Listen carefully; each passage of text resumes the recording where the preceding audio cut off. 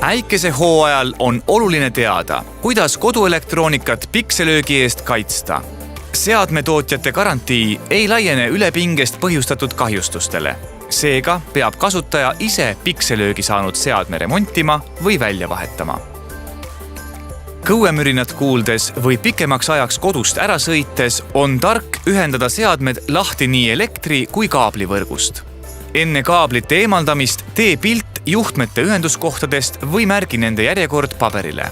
Pärast äikeseohu möödumist saad selle järgi kõige kergemini juhtmed oma õigetesse kohtadesse tagasi panna. Toitejuhe võta välja just seina kontaktist, mitte seadme küljest, sest seinas olevad adapterid või kaablid võivad pikselöögist siiski kahjustada saada. Samuti on oluline ühendada ruuterist lahti internetikaablid.